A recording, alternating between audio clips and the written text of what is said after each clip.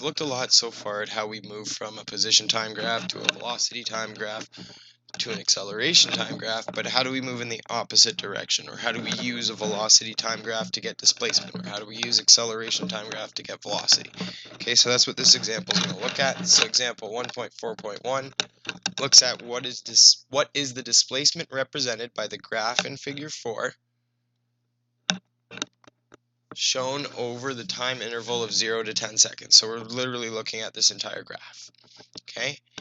And when we move from displacement time to velocity time to acceleration time, we've talked about finding the slope of the line.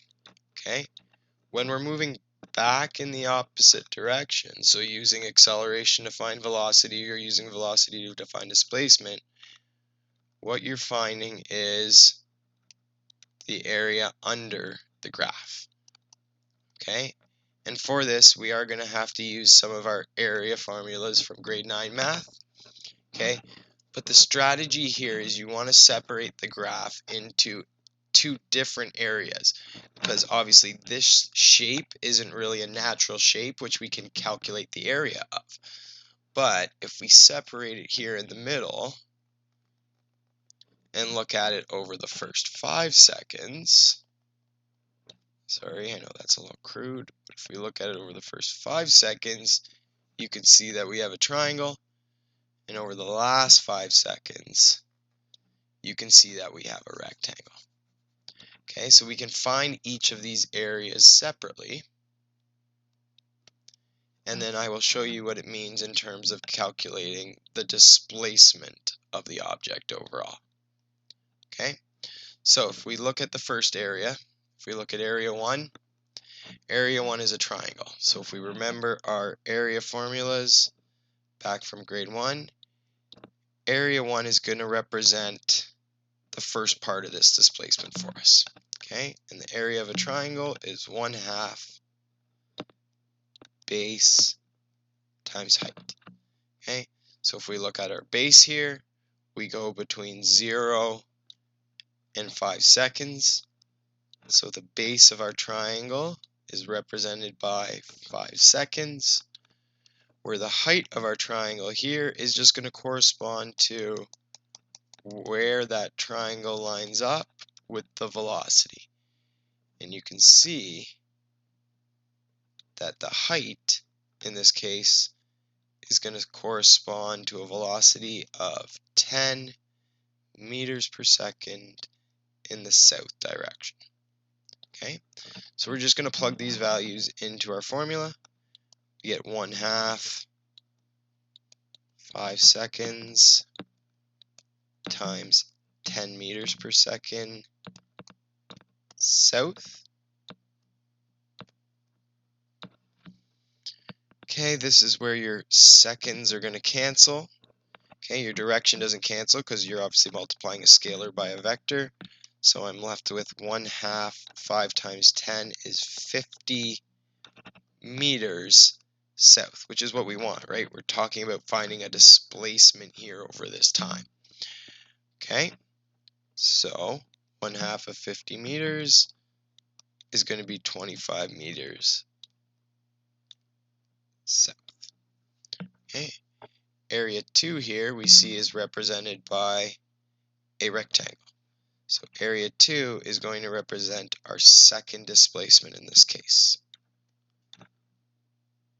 Okay. A rectangle gives us the formula of length times width when we talk about area.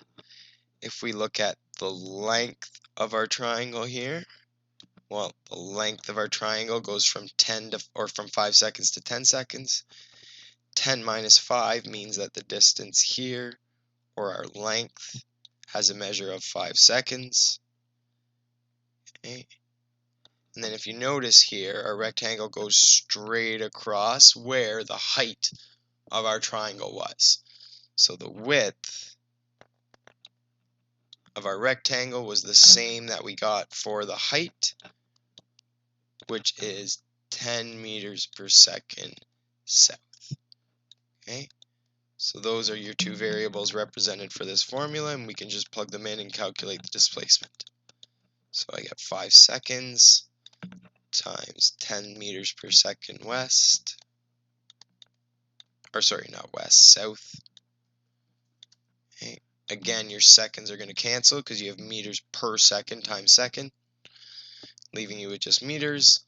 So my displacement over that second area is 50 meters south. Okay. And then just think about it logically. Look at the velocity time graph. You are increasing your velocity over the first 5 seconds until we get to this point of 10 meters per second. For the next 5 seconds, your velocity remains constant. So you're still traveling forward at that point, right? So what we have to do is, it doesn't make sense to think of either of these as the displacement, but the total displacement over the first 10 seconds is going to be the two areas that we calculated together, which represents the two different displacements throughout this motion. Okay, so we add together 25 meters south plus 50 meters south, okay, and we get 75 meters south. Okay. In terms of significant figures, notice all your values here on your graph do have 2 decimal places. Okay, our answer has come out to 2 significant figures, so we don't need to do any rounding. So the total displacement over the first 10 seconds is 75 meters in the south direction.